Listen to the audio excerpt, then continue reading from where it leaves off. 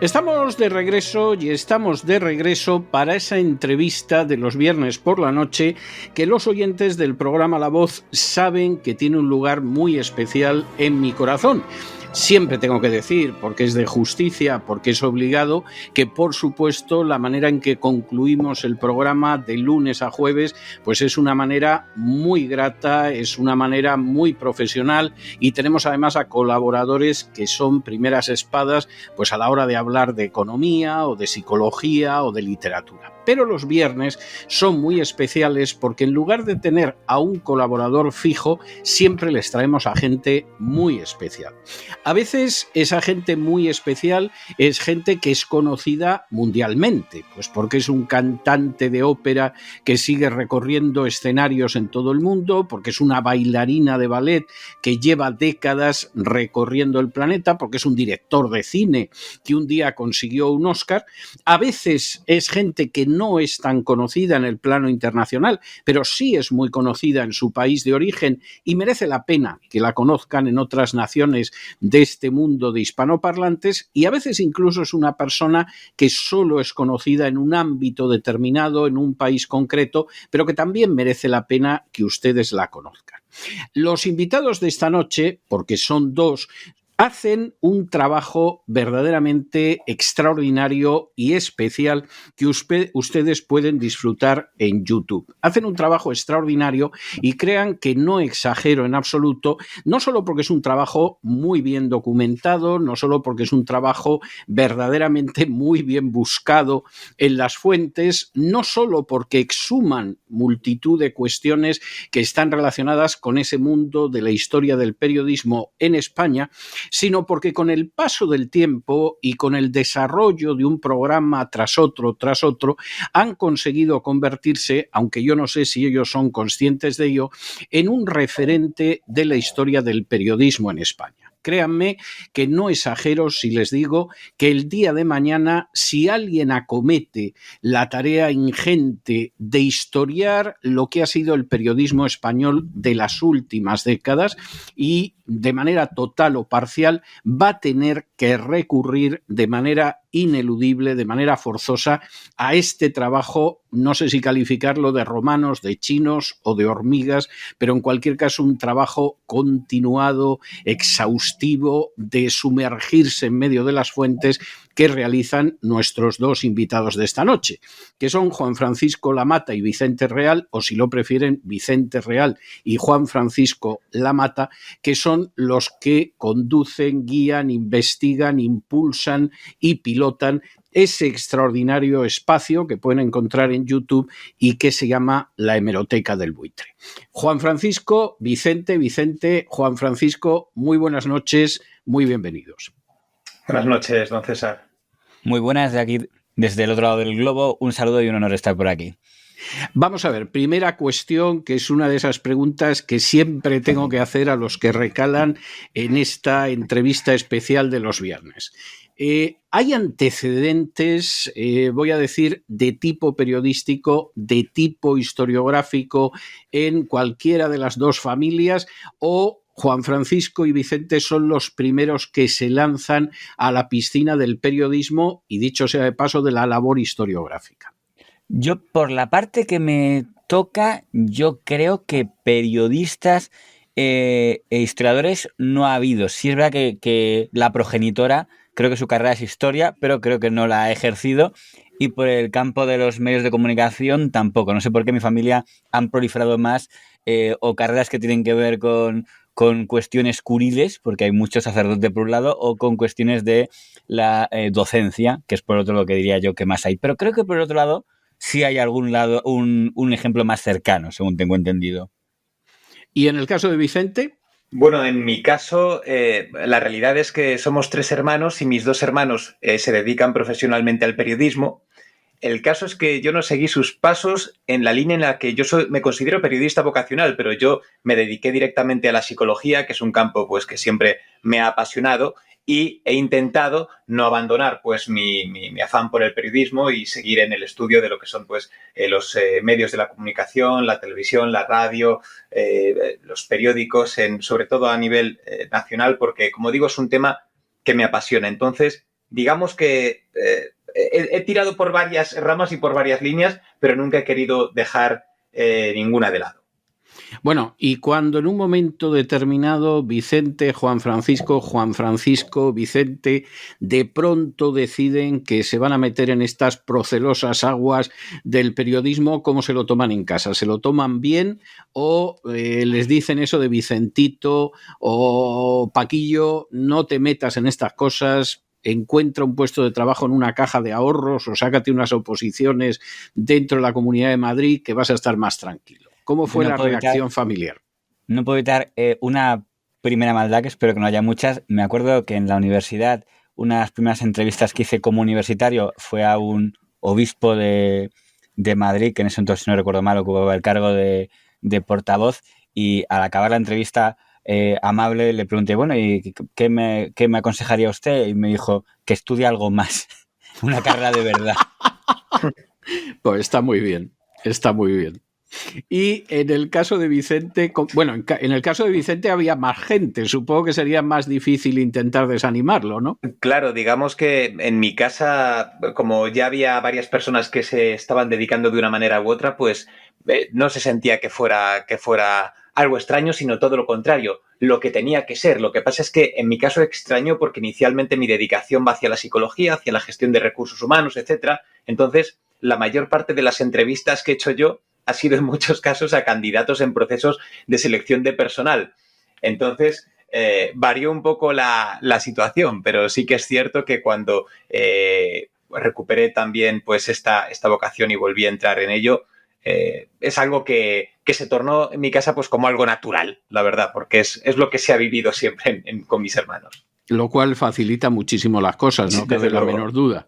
No cabe la menor duda. Bueno, hay un momento en que efectivamente estas dos vidas se cruzan. Yo me imagino que seguramente se habían cruzado antes las de Vicente y Juan Francisco y Vicente, y entonces surge ese programa, insisto, que yo les recomiendo de manera encarecida. No todos los programas me interesan igual, porque me suelen interesar más los que tienen que ver con la trayectoria de los medios de comunicación, que a lo mejor lo que fue un episodio concreto, pero en términos generales son programas muy bien hechos, muy interesantes, indispensables para una historia general o parcial del periodismo español. Y bueno, ¿cómo surge esto de la hemeroteca del buitre? ¿Cómo surge la hemeroteca del buitre y a quién se le ocurre esto de llamarlo además la hemeroteca del buitre? Bueno, ahí hay una broma que a los que somos aunque eso delata un poco nuestra generación, aparece un poco inevitablemente, que es la referencia a un jugador del Real Madrid, que de eso sabe, por cierto, más mi compañero que yo, que del tema de fútbol, pero tengo que decir que era butragueño, el buitre. Efectivamente. Imagino, sí.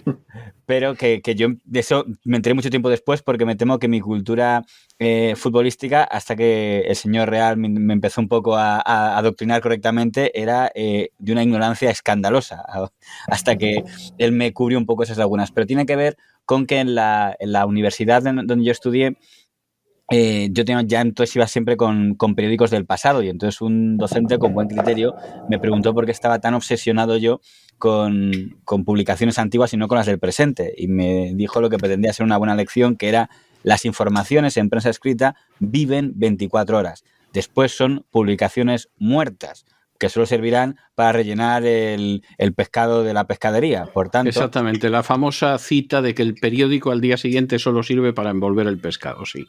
Aquel que estuviera centrado en mirar publicaciones pasadas sería como un buitre que se alimenta de noticias muertas. Y lo que pretendía ser un buen consejo se convirtió en un incentivo, cosa que sospecho que no es lo que pretendía esta persona. No, pero la idea, la verdad es que, vamos a ver, esto indica un grado de inteligencia notable. O sea, cuando escuchas lo que te dice alguien, lo filtras y te parece que te ha dicho algo que merece la pena, o que evidentemente hay que hacer exactamente todo lo contrario. Veo que en este caso, afortunadamente para todo el mundo, pues se hizo todo lo contrario. ¿Y cómo empieza a funcionar esa hemeroteca del buitre? ¿De qué trató el primer programa, por ejemplo? Pues fíjese, es importante aquí había un objetivo un poco quizá muy ambicioso al principio, que era que fuera un poco una fuente de consulta. Inicialmente, la hemeroteca del buitre ya hablando, digamos, en la etapa post-universitaria, pretendía ser una especie como de lugar que pudiera la gente consultar, más como una página web casi que como un programa.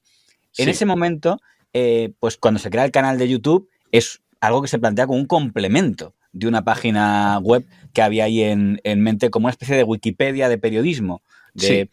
Y donde era muy importante en el planteamiento inicial que fuera algo que estuviera contado como si fuera todo del presente. O sea, que alguien pudiera ver ahora cómo se posicionó la prensa, yo qué sé, en el cambio político en Chile del 73, pues este periódico a favor, este en contra, cuando se tocó la luna, y por qué ese posicionamiento y por qué cada cosa.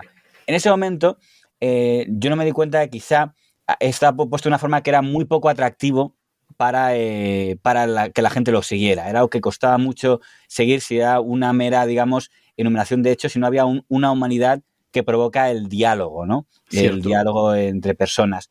En ese momento yo hago una colaboración en un programa de radio por internet y ahí el señor Vicente Real, que era alguien que conocía muy bien cómo esa forma, digamos, de conectar con la gente, porque él hacía una sección en ese programa de radio donde coincidimos los dos. Él y yo ya coincidíamos en temas de locución, donde, por cierto, yo no conocía la vocación que tenía el señor Real por el periodismo. Yo le conocí como un compañero de locución, un mundo donde nos encontramos él y yo, porque hacemos trabajos de adaptación al castellano de producciones internacionales.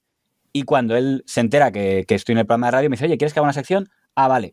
Y haciendo lo que era una sección para analizar producciones antiguas, series antiguas, proyectos antiguos, programas de televisión antiguos, descubro que él tiene esta vocación coincidente por ese gusto por el pasado y el presente, ese retrovisor, y que a lo mejor ese modelo que estamos llevando para ese programa de radio por internet se podía llevar al canal de YouTube, que hasta su momento era un mero acompañamiento de este proyecto wikipédico. No sé si el señor Real me compra el relato.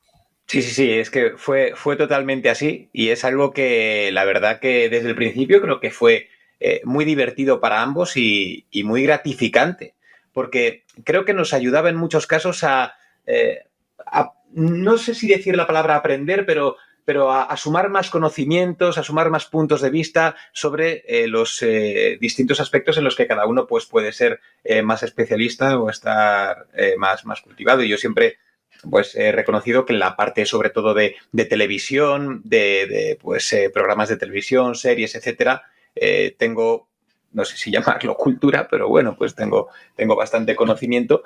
Pero había otros temas que conocía también, pero es cierto que el participar en la hemeroteca del buitre me ha dado una visión más allá porque hemos ido accediendo a material que yo no había visto en algunos casos, que me ha completado incluso muchas veces el relato y que también pues, nos ha hecho, creo yo, que generar unos análisis bastante interesantes sobre distintas situaciones de los medios de comunicación, ya sea, como decimos, de televisión, radio o periódicos directamente.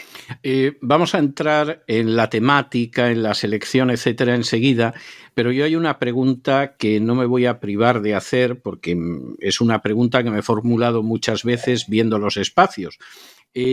Ese espacio en el que se aborda el tema que sea, es decir, la crisis de un grupo mediático, el intento fallido de un periódico, la época dorada de una cadena de televisión, lo que sea, cualquier cosa, y en el cual hay una especie de ping-pong muy elegante entre Juan Francisco y Vicente, realmente y a veces además discrepante, es decir, que no es que los dos se hayan repartido papeles y digan lo mismo, sino que a veces pues hay una opinión diferente, hay una opinión diversa, pero siempre expresada de una manera muy caballerosa y muy cortés. ¿Realmente esto siempre es así o cuando en algún momento determinado se acaba la grabación, uno de los dos dice, pero tío, ¿cómo puedes decir eso? ¿Pero cómo no ves que esto es de esta manera? ¿Pero cómo no te das cuenta de que estás equivocado? ¿Todo es tan versallesco después de que se apaga la cámara y el micrófono? El silencio incómodo. Voy a decir una cosa, no voy a ser tan hipócrita y tan de decir que no ha habido discusiones, pero sí voy a decir que las discusiones que ha habido no suelen ser por diferencia de opiniones y curioso. Desde luego nunca por diferencias políticas, dentro que cuando hubo el último debate electoral entre dos candidatos a la presidencia del gobierno de España, ambos dijimos a quien votábamos en esas elecciones, que ya adelanto no era a la misma candidatura, pero eso nunca ha generado un problema de discusiones. Los que sí ha generado muchas discusiones, y si no lo dijera no seríamos honestos, que es lo que merece nuestro interlocutor, tiene más que ver con el modus operandi de la velocidad. O sea, yo muchas veces he acabado y le he dicho al señor Real, no me dejes hablar tan rápido, he hablado demasiado, si no me entiendes dime que pare y tal, que luego la gente dice que me atropello demasiado hablando, tal, o hay que dirigirse a la gente con mucho respeto, no puede parecer que nos ponemos encima de ellos. Eso sí ha generado alguna bronca que, por cierto, el señor Real aguanta con infinita paciencia. Vamos a ver, es cierto que el canal tiene un libro de estilo claro y es algo que, bueno, pues que queremos mantener, que a veces a unos nos cuesta más que a otros en algunos momentos, pero es algo que efectivamente entendemos que tiene que ser así. Lo que pasa es que el señor Lamate y yo, fuera de lo que es el canal de YouTube de la Hemeroteca del Buitre, pues somos amigos. Y es cierto que también hay una realidad, y es que nos respetamos. Yo creo que aunque podamos discutir o discrepar en ciertas ocasiones, nos respetamos muchísimo, ambos el uno al otro, pero no solo profesionalmente, sino personalmente, que yo creo que es la base de todo esto. Entonces podemos discrepar en algunos casos, como bien dice él, en ese modus operandi, en cómo abordar el tema, en cómo tratarlo, en a veces incluso el lenguaje que utilizamos o no, etcétera. Pero como ya digo que nos tenemos mucho aprecio, pero sobre todo como nos respetamos mucho, pues eso queda totalmente ahí. Lo que pasa es que sí que es cierto y efectivamente sí, no vamos a engañar a nadie. No somos como Mortadelo y Filemón, no nos tratamos de usted fuera de lo que es el canal de YouTube. Es cierto, bueno, eso lo tenemos que reconocer. En mi caso intento aplicarlo también en mi vida normal, lo reconozco. Bueno, hablo entre nosotros, ya sabes. Vamos a ver cómo en un momento determinado seleccionáis los temas. Para aquellos que no conozcan la Hemeroteca del Buitre, y vuelvo a encomiar que merece la pena que vean ustedes los programas. Yo no puedo presumir de haber visto todos, pero creo que casi todos, y además siempre que abro YouTube, pues ya la máquina de YouTube me trae lo último de la Hemeroteca del Buitre y suelo verlo la inmensa mayoría de las veces, pero son temas muy variados, es decir, ahí aparece la aventura de un periódico en la transición que se estrelló, la desaparición de un grupo mediático, la lucha por el poder en un holding de medios de comunicación, el enfrentamiento de un periodista con otro. O sea, los temas son muy variados, todos están unidos por ese común denominador de lo que se podría llamar la historia del periodismo español, pero son muy variados. A veces estamos hablando de altísima política, a veces pues puede ser de prensa del corazón, por simplificar mucho el cuadro. ¿Cómo seleccionáis este tema, el otro, el de más allá? Aquí hay que diferenciar algo que es importante, que es la grabación de la publicación, en el sentido de que es verdad que cuando un tema es de actualidad, pues conviene que no pase mucho tiempo desde grabación y publicación, y en cambio cuando eso es el 25% de las veces, el 75% de las veces restantes son episodios no vinculados a la actualidad. Por tanto, es muy habitual que un mismo día se graben sobre un personaje, el mismo personaje, pero material que corresponda a 5 piezas diferentes, que la gente dice, ¿están obsesionados con esta persona? No, porque ese día, a lo mejor un único día, pues toca, hoy vamos a hablar de todas las, yo qué sé, por ejemplo, todas las rupturas profesionales que tuvo don Pedro J. Ramírez, ¿no? Y peleó primero con este columnista, luego este otro, con lo cual ese día hemos grabado como 15 piezas, pero esas no van a ser el mismo día, se van quedando guardadas en listas para que vayan alternándose con otros temas de distintas temáticas, ¿no? Y hay un punto que puede parecer un poco extraño, y es que el canal de YouTube no se planteó como un canal monetizado, por tanto, no iba a estar muy dependiente de que tenga clics más o clics menos, sino aún se percibe esa parte un poco, si se quiere, idílica, enciclopédica de que, oye, me apetece que haya de repente una que hable de cómo fue el proyecto de la revista Paris Match en España y por qué fracasó, o cómo fue el proyecto de esta, que sabes que no va a tener un especial interés, pero tú quieres que conste en el archivo que hay una pieza que habla, pues por qué fracasó esta publicación o por qué creemos que este programa de televisión que duró 2 días no funcionó.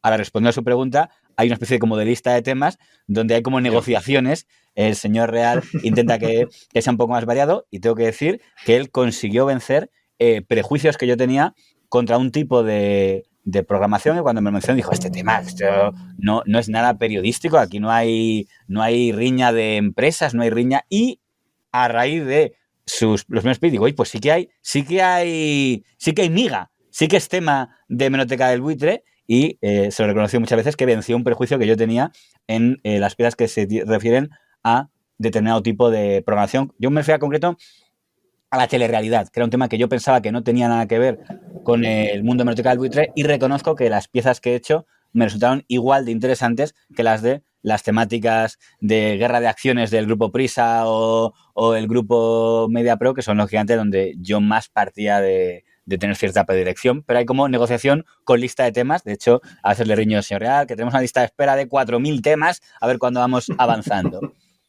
Esa lista es real, por cierto, es decir... Lo creo. Como hace poco, de hecho, comenzamos también con la aventura de los directos en Twitch, que es donde también se puede ver un poco ese ritmo. Yo no soy fan de ello, lo reconozco. Es cierto, pero como ahí se puede ver un poco cómo seguimos, cómo pasamos de un tema a otro, cómo el señor Lamata de pronto, vale, cambiemos de tema, vamos a los años 70 de pronto, y decimos un momento, vale, aterricemos, cogemos la máquina del tiempo y vamos. Pero en algún momento el señor Lamata, no sé si consciente o inconscientemente, ha compartido ese enorme Word con una fuente, no sé si tamaño 10 o algo así, que tiene muchísimos temas, y es cierto que, hombre, que a mí me gusta porque pienso, tenemos canal para rato, aunque subamos aproximadamente un par de piezas diarias, es cierto que pues, nos puede dar para tener alimentando el canal pues hasta que nos hagamos muy, muy, muy, muy viejos. Es cierto. Por cierto, hay un elemento que... Yo voy a preguntar antes de entrar en cuestiones más técnicas que también me interesan mucho, pero hay una cuestión que a mí me gustaría saber. Yo me imagino que ustedes tienen una idea bastante ajustada de qué programas tienen más éxito. Es decir, puesto que en un momento determinado pueden hablar de un entrenador de fútbol que besó a una futbolista, y en España parecía que no había otro tema durante esos días, pero también en un momento determinado pues pueden hablar de cómo determinado proyecto de periódico en la transición acabó naufragando, etcétera, etcétera. Al final, para la gente que ve, que sigue la Hemeroteca del Buitre de manera habitual, ¿qué temas son los más seguidos? ¿Qué temas son los atractivos? ¿O sobre poco más o menos todos reciben la misma atención? Claro, aquí quizá reconozco que si nos estuviera escuchando a alguien que tuviera cierta experiencia en el mundo editorial, en cómo conectar con los lectores, o en el mundo de Internet, cómo conectar con las derivas, le parecía un escándalo que alguien fuera tan egoísta de fijar su criterio. Y de hecho, quizás el señor Real se acuerde que alguna vez él me regañó alguna vez. De repente había una pieza que tiraba mucho y de repente colaba yo una pieza de una temática y dices, ¿qué pintaba ahora? No me acuerdo cuál era la que estaba cortocircuitando, pero sé que metí la revista cosas que era de Blas Piñar y Sagaseta. Y me dijiste, ¿qué narices mete usted ahora una pieza de los señores Sagaseta y Piñar que no le importa a nadie?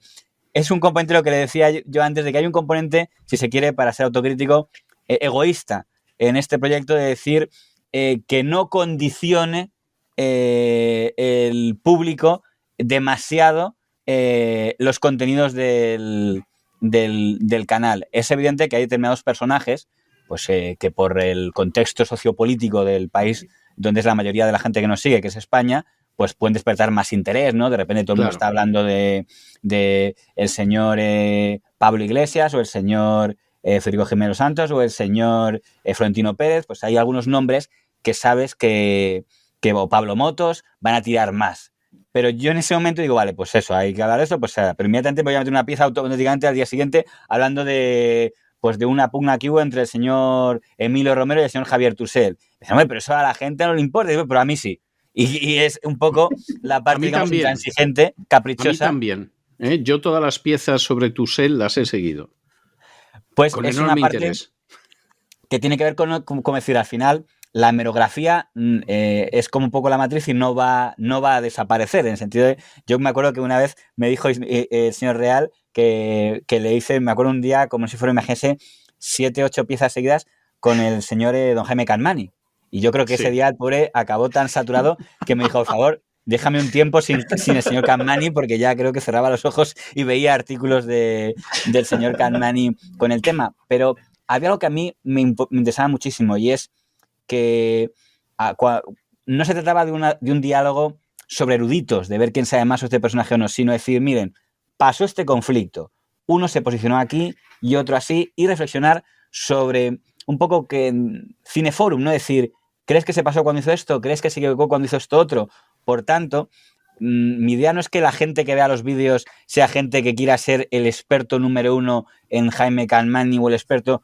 Por ejemplo, justo ahora se ha subido una de un conflicto que hubo entre el señor Anson y el señor Tussell. El objetivo de la pieza no es que la gente diga quién sabe más de la trayectoria, vida y milagros de Luis María Anson Oliar o de Javier Tussell Gómez, sino decir, en este conflicto en concreto, sobre sacar un libro, el director de un periódico, y que lo critique el periódico competidor, ¿se debió hacer o no? Porque puede decir, oye, tu opinión está contaminada porque eres el director editorial el columnista de un periódico de la competencia, con lo cual era un poco introducir ese tipo de debates. Y luego otro punto que también es importante comentar, y es que hay cosas que se presentan ahora como grandes novedades de ¡uy, qué increíble! Y dices, si esto ha pasado lo menos 13 veces ya en los últimos 20 años, y que quizá conviene recordarlo para que nadie piense que es, digamos, el obligo del mundo porque pase algo una vez más. Imagínese, yo que sé, se ha comentado, hoy no sé qué colaborador se ha anulado la colaboración en tal programa de radio porque lo ha pedido no sé quién. Me parece algo interesantísimo, pero que no se presente como, wow, nunca antes había pasado, pues entonces sacamos la lista y aquí ponemos las cosas en su sitio, ¿no? Es cierto que la audiencia de la Hemeroteca del Buitre lo que pretendemos, y creo que conseguimos también, es que sea bastante plural.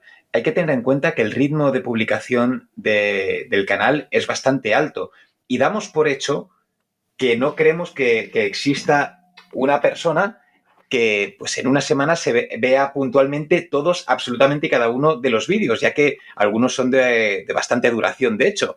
Entonces también entendemos que va a haber gente pues que va a seleccionar, a alguno le interesará las piezas más de la transición, otros pues como decimos de programas del corazón, otros pues a nivel de político de actualidad.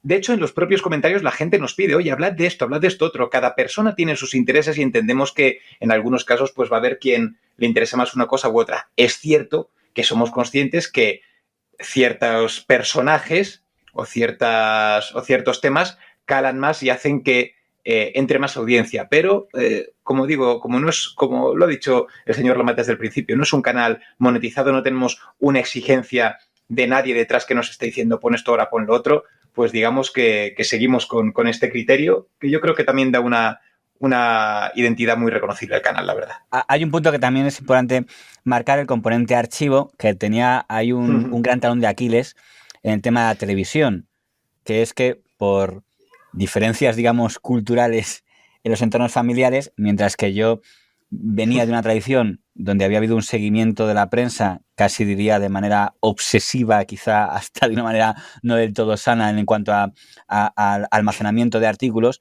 había habido un gran descuido en televisión. Si yo me ponía a comentar programas de televisión que no había visto, por mucho que yo me hubiera empapado en 1000 críticas de televisión, me di cuenta que estas eran alarmantemente insuficientes y se iba a notar. De hecho, cuando tuve algunos diálogos con el señor Real antes de grabar sobre algunos programas, me di cuenta de a veces las nefastas referencias que había en prensa a según qué programas de televisión. Por motivos que desconozco y que quizá él me podrá explicar, él no solo es que tuviera un gran conocimiento de programas de televisión, incluso aquellos que se emitieron a una edad en la que es sorprendente que lo tuviera, sino algo más importante, que lo recordaba. Con lo cual, había unos diálogos que yo solo podía tener con alguien que no solo hubiera visto, sino que lo recordara. Y eso realmente fue un gran aporte que, digamos, junto al hemerógrafo, el videógrafo, por así decirlo, para poder tener, digamos, ese contraste en ese otro mundo que yo tampoco quería dejar fuera de lo que era una hemeroteca. Hay una cuestión, si me permitís el paréntesis pedante, pero no lo puedo evitar, ya que han mencionado ustedes esa disputa entre Tussell y Anson.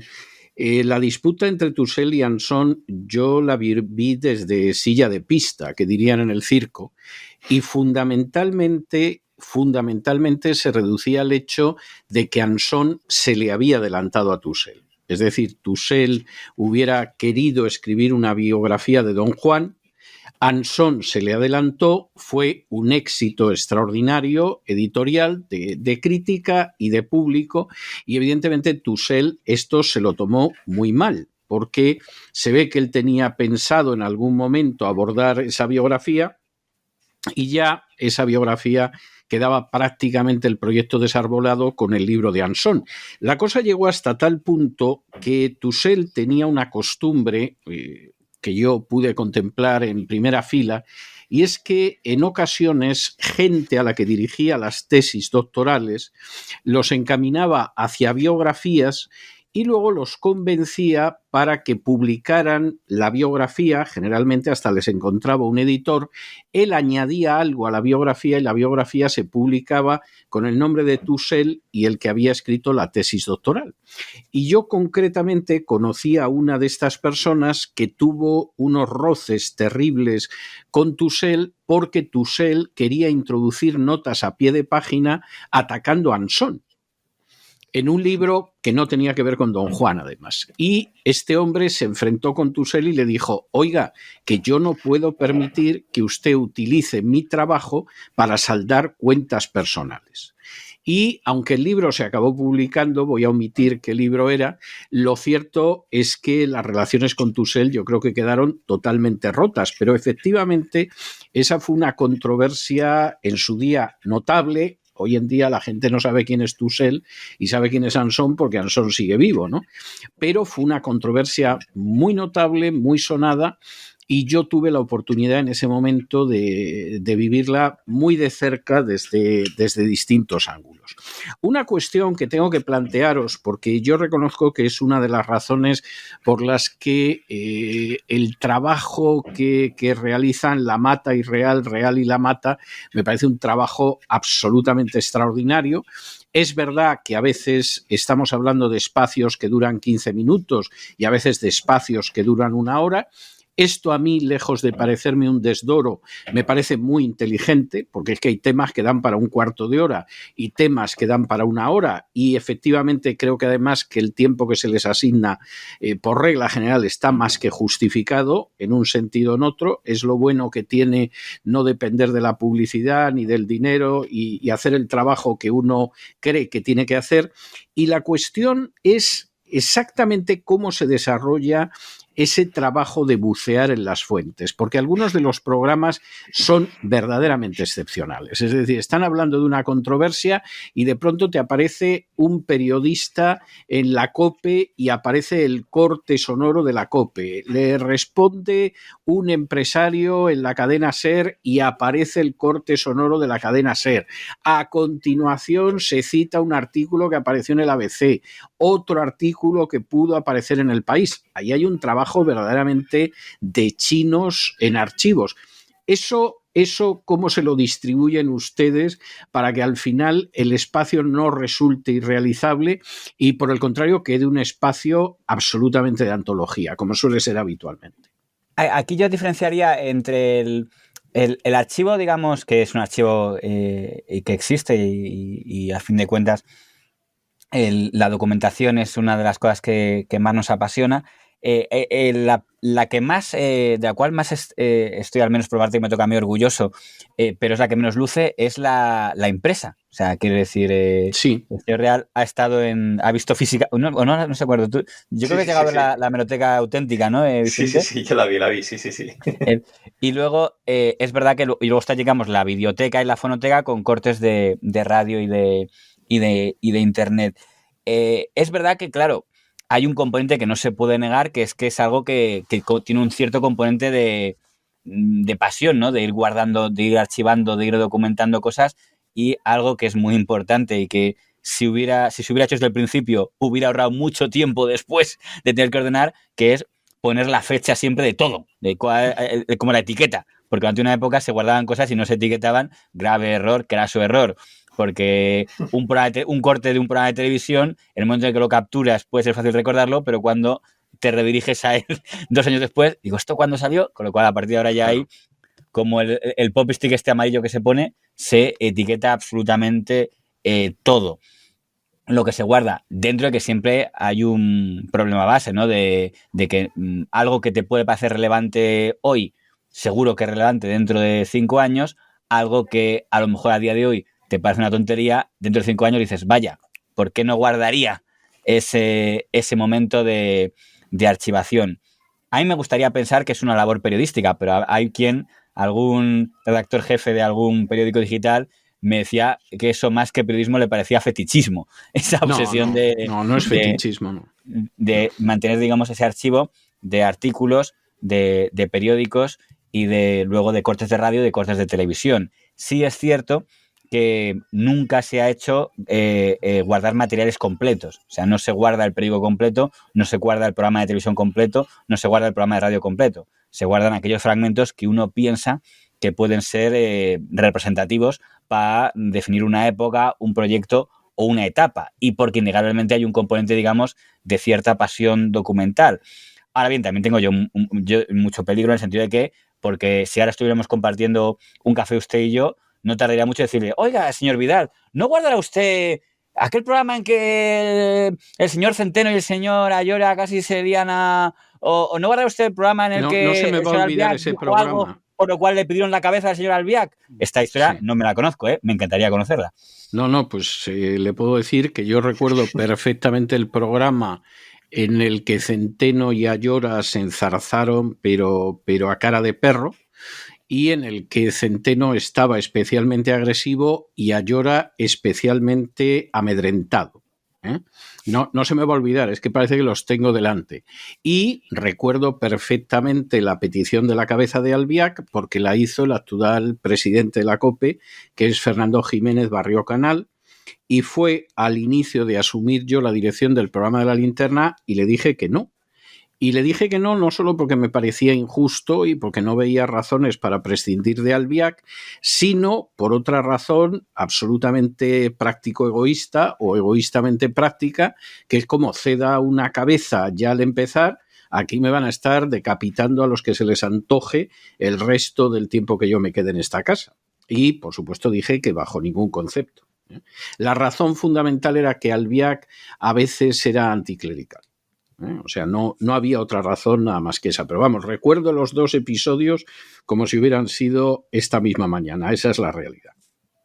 Una cuestión que realmente yo me he planteado viendo algunos de los episodios de la hemeroteca del buitre. ¿En algún momento esto se va a convertir en libro? Yo sé que no en cuanto a la totalidad de la obra, porque evidentemente esto es un trabajo de chinos y daría para una enciclopedia, pero han pensado, por ejemplo, en periódicos frustrados, en lances periodísticos durante la transición, en la lucha de ciertos periodistas contra Felipe González o contra Aznar, es decir, en agrupar al menos algunas de las historias en un volumen?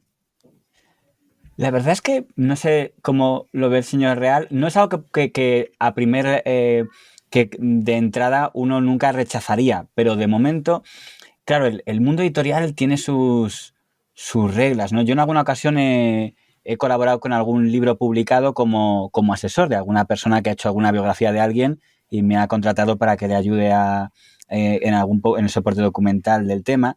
Y aunque se han portado correctamente en las condiciones que se plantean, siempre ha habido un poco de discusión de cuando le das el material, te dicen, bueno, vale, esta parte no está así. Y dices, ¿cómo que no? Digo, hombre, me has pedido que te mires episodios. Es que esto interesa la línea que queremos dar y esta parte no interesa la línea que queremos dar. Y claro, eso yo confieso que lo llevo un poquito mal, ese tipo de cosas. Por decir, oye, es que claro, no puedo concretar mucho sin desvelar el libro. Pero pongamos un ejemplo que se me ocurre. Pongamos que uno quiere demostrar que una administración dio un trato de favor a un medio de comunicación, ¿no? Y entonces tú dices, mira, he comprado efectivamente, se aprobó esto en el Consejo de Ministros que beneficiaba a este, y ese mismo año se aprobó esto que beneficiaba a este otro y eso a este otro. Vale, pero eso segundo no me interesa, solo lo primero.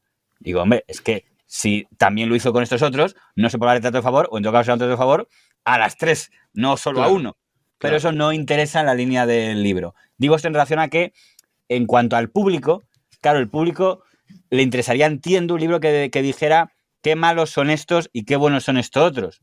Pero al final el libro es o decimos que son todos malos, o decimos que ninguno lo es porque todos han hecho cosas parecidas. No creo que sea muy comercial. No sé si ese Real comparte esta impresión mía. Bueno, yo más allá de comercial, yo es que lo veo todo esto un poco desde nuestra identidad, un poco utópico. Porque, quiero decir, nosotros tenemos una forma de plantear las cosas e intentamos... Todo el mundo tiene sesgos, evidentemente, pero intentamos que no los haya, al menos en nuestro material, e intentamos pues dar... No sé si decir la palabra objetividad, porque al final creo que todos, como digo, siempre pecamos un poco de ciertos momentos de subjetividad, pero al menos el no dejar ningún tema sin tratar. El que si hay alguna cuestión al respecto, ir por unos lados y por otros. Pero es que siempre al final en nuestras piezas se ha visto, cuando uno va tirando hacia arriba, siempre hay alguien que está manejando los hilos o que está dominando, que tiene unos intereses y que siempre chocan muchas veces con unos intereses empresariales, políticos, etcétera, etcétera. Y como nuestra obra o nuestras piezas también van en esa línea, creo que sería muy difícil no chocar. Por eso creo que es utópico, porque llegaríamos seguramente siempre a ese punto de, como bien ha dicho el señor Lamata, esto retiradlo, esto no. Y yo creo que no estaríamos dispuestos a pasar por ello. Bueno, el señor Lamata ya dice que lo lleva muy mal. Es que hay un problema que va a quedar un poco mal, pero hay un problema que es inevitable, que es el mundo de los medios de comunicación. Es muy difícil, por así decirlo, Sí.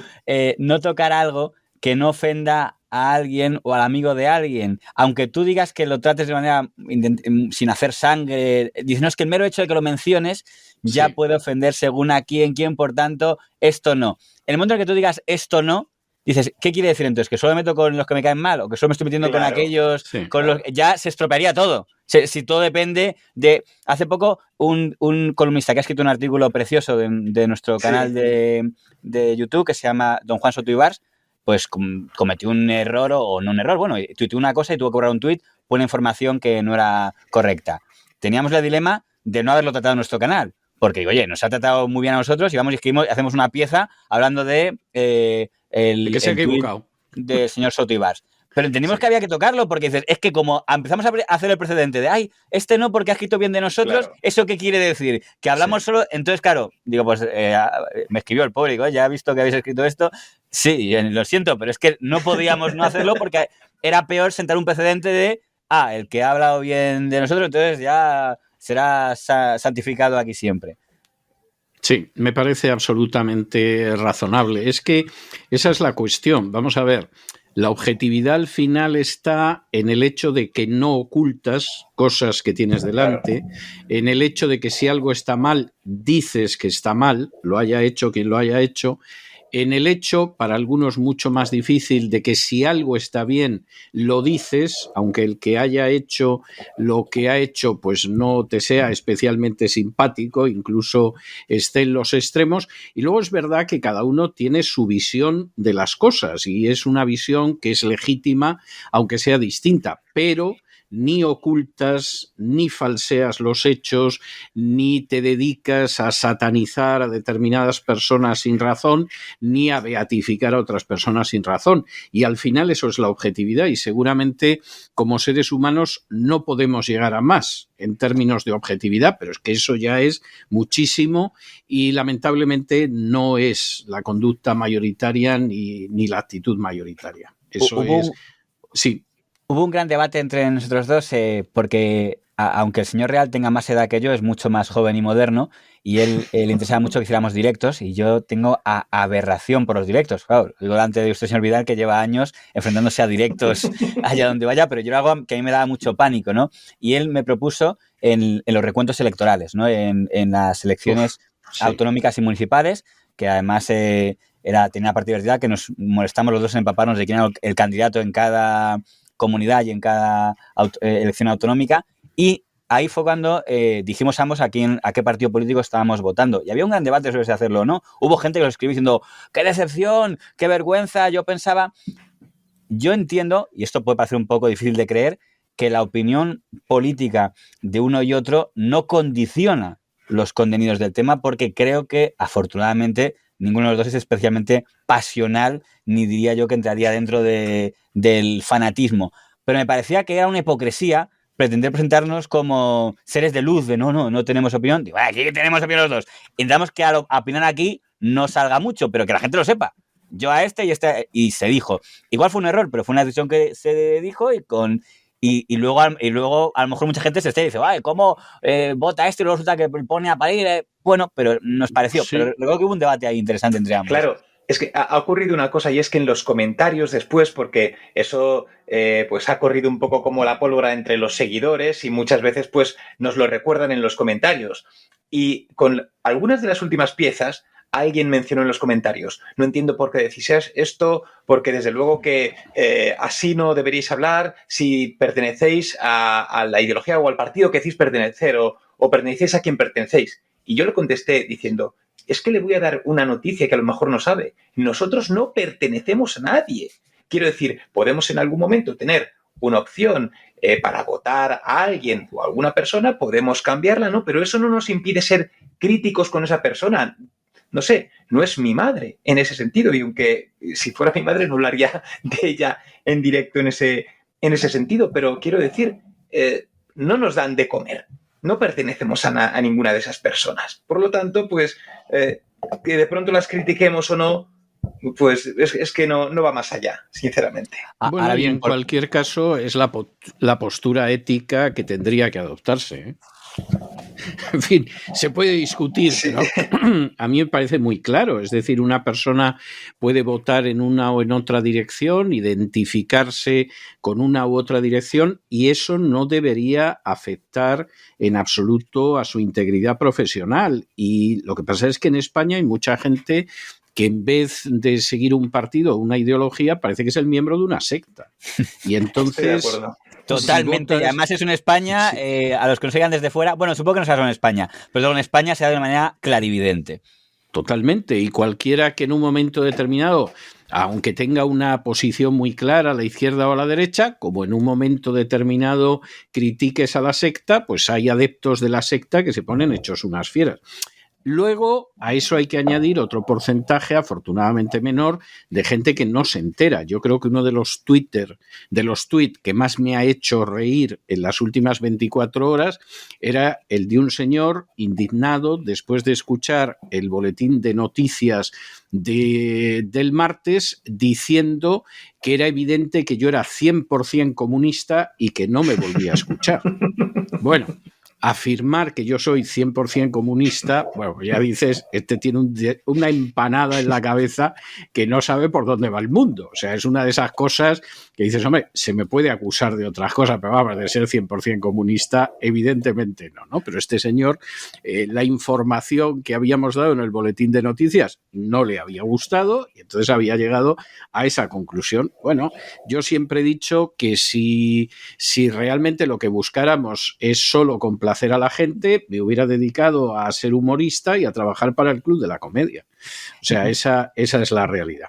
Bueno, sí es cierto que me gustaría una cosa, insistir, unos errores que quizá a veces cometemos por hacer una autocrítica que también es importante, unos objetivos que teníamos en las piezas es dejar claro que nosotros, por poca experiencia y por donde estamos, no pretendíamos ejercer como sumos jueces inquisidores que evalúan el perfil completo de esta persona o esta otra, sino que evaluamos este episodio. Si de repente vamos a hablar cuando Mengano, después de Mengano, es este episodio, consideramos que acertó en esto, que no acertó en esto, qué hubiera podido hacer, qué opciones tenía, fue por la mejor opción, fue la peor opción, pero si en algún momento ha dado la imagen, que puede ser, y es justo hacer autocrítica, de que nos consideramos que somos sumos jueces para juzgar lo que hizo Mengano en 1993, entonces habríamos fracasado, porque ese no es el objetivo de analizar un episodio del 93. No es erigirse como sumo juez de lo que pasó entonces, sino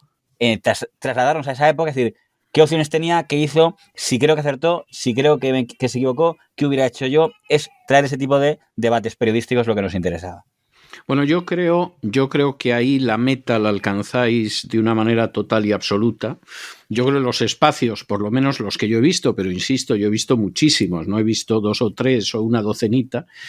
Realmente todo está muy bien narrado, está muy bien hilado, hay muy buen trabajo de fuentes, hay muy buen trabajo de análisis, incluso a veces es común que real, pues cosas que dice la Mata se las matice o discrepe y viceversa, lo cual enriquece mucho la visión. Yo solo en alguna ocasión, pero eso es algo imposible de hacer cuando no se ha vivido en la época, y yo creo que cualquier historiador tiene que saberlo, en alguna ocasión pues es de eso que veo, por ejemplo, una pieza de la transición, es magnífica y digo qué bien hecha está, como conocen lo que pasaba, y de pronto me quedo... Pero no han comentado que en aquel entonces lo que más cantábamos era Pongamos que hablo de Madrid de Sabina. O sea, ahí hay aspectos que tú recuerdas de tu memoria y que lógicamente ustedes no pueden recordar porque no lo vivieron.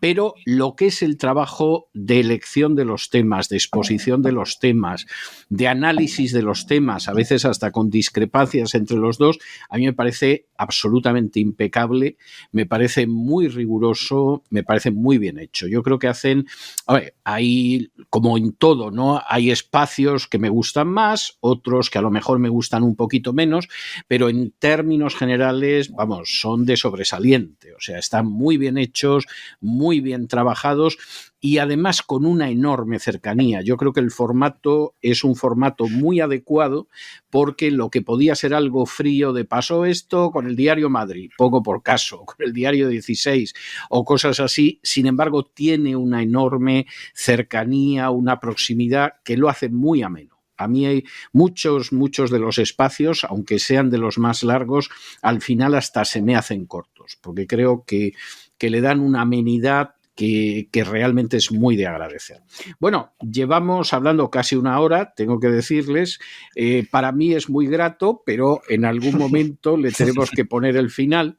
Y cuando estas entrevistas tenían lugar en un estudio de radio, eran cara a cara, eran vis a vis, yo tenía la costumbre de que aquellas personas, como es el caso de ustedes, que habían tenido la gentileza y la paciencia de soportar la batería de preguntas, pues les regalaba un libro mío dedicado, siempre hacía la salvedad de que no estaban obligados a leer el libro, ni mucho menos, pero era un pequeño detalle.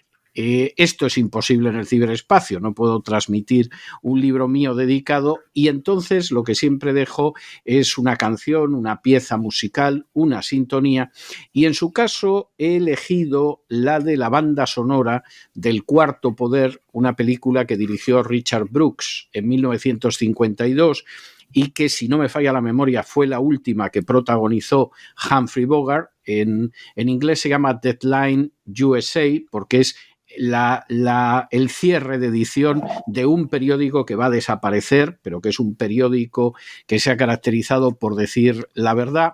Lo del Cuarto Poder era un poco exagerado, tal y como aparece el tema de la película, pero no estaba mal como título.